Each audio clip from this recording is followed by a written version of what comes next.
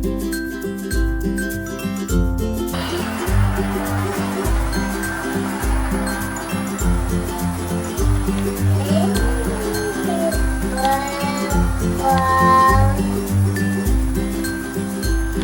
so it's been a while since we've been on YouTube here doing a video. We've been growing a lot during this summer. Kind of been cleaning up as it goes through the summer. It slows down here in the Texas heat, although it's been quite mild and quite rainy this summer here for us. But it's about time for the fall gardening.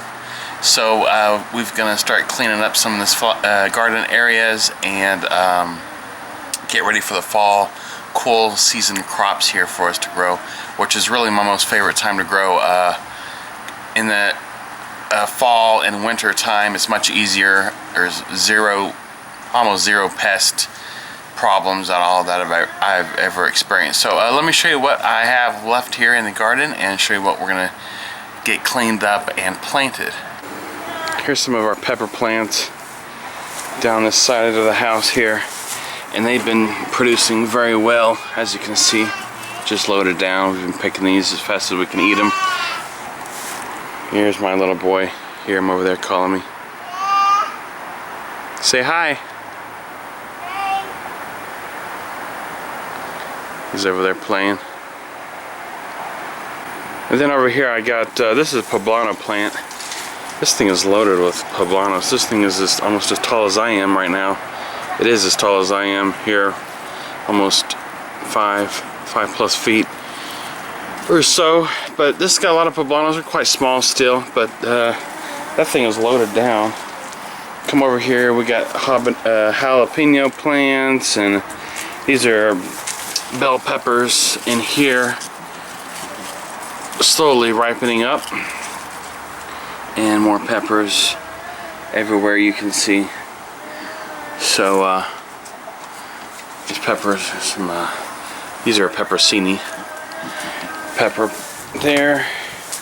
Some more jalapenos down on this end, growing as well. So quite a few peppers. Peppers do great in the summertime here for us in Texas, at least. I've had great success in this summer with peppers. They just keep on making and making until our first freeze, and then they'll of course die. Then we come over here. This is where our tomatoes were. Cleaned those all up. I don't like to leave the plants in the ground. Once they start dying off, you'll attract a lot of disease and problems to your garden. So you want to pull them out as soon as they're done producing. And here's our other gardening bed.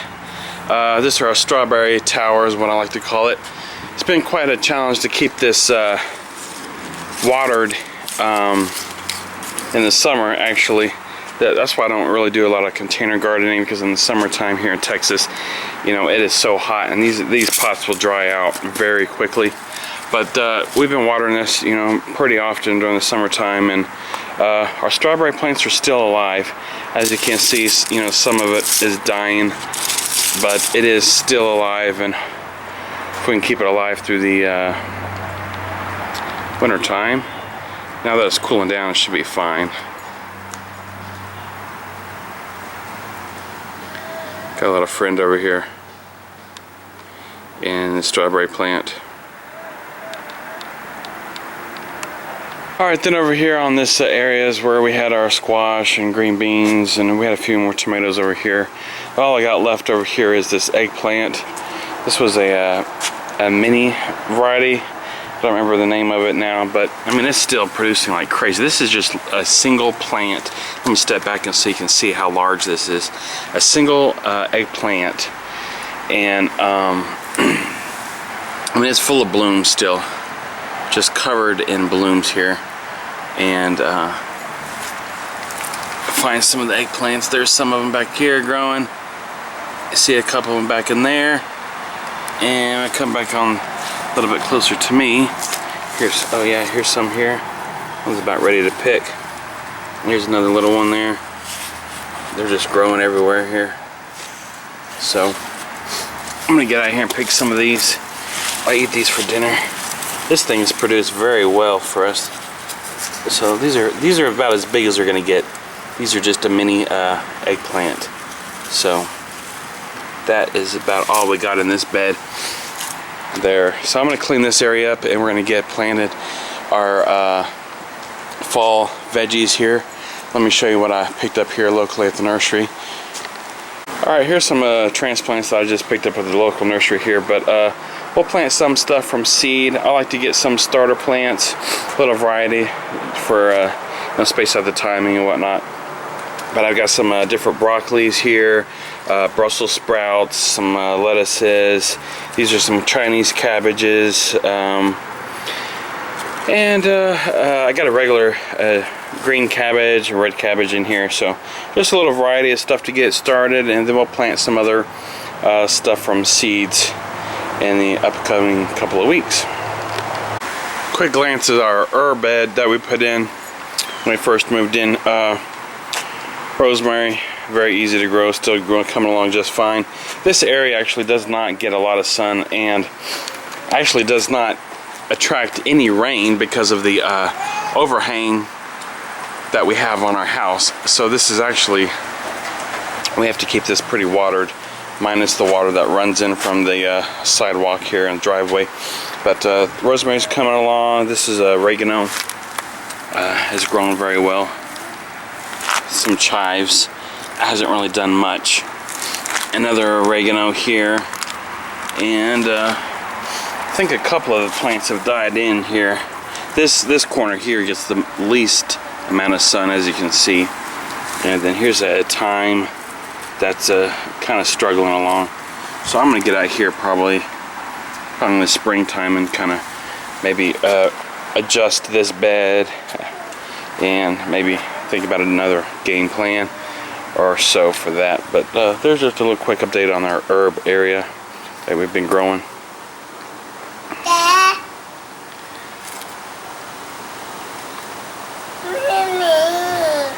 Say hi.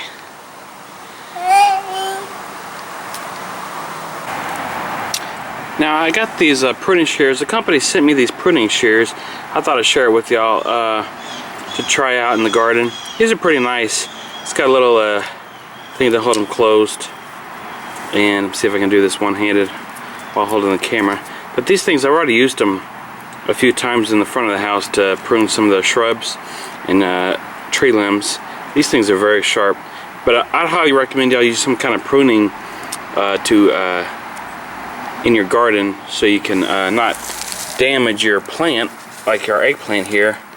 We can just cut it off with these pruning shears, and then we won't necessarily rip off the limbs or stems of the plant. You can just cut them off, and then it's a lot better to use a pruning shear to trim off certain veggies.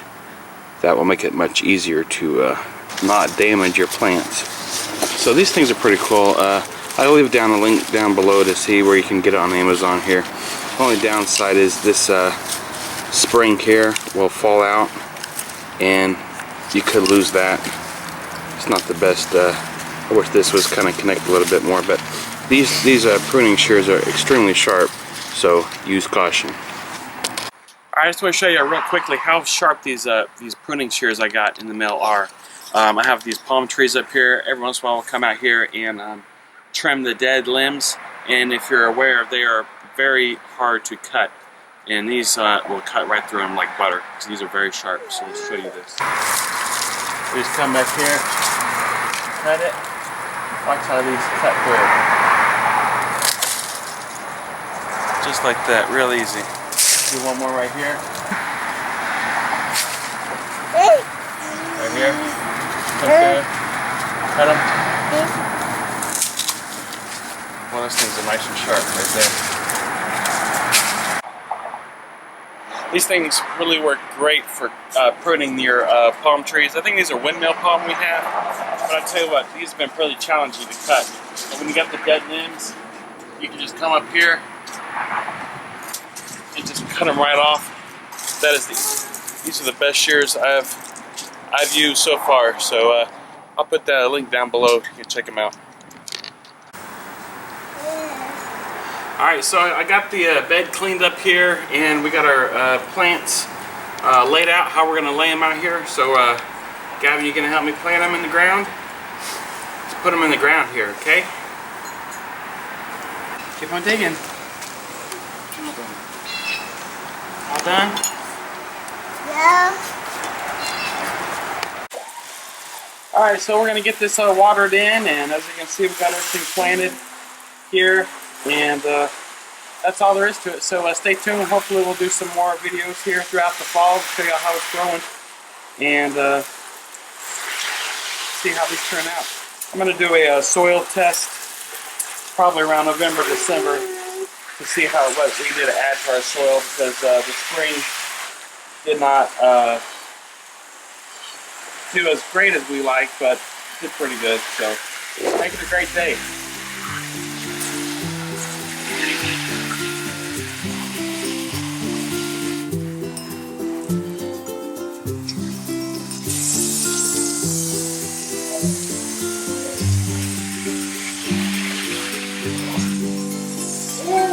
Okay, water the plant. Look.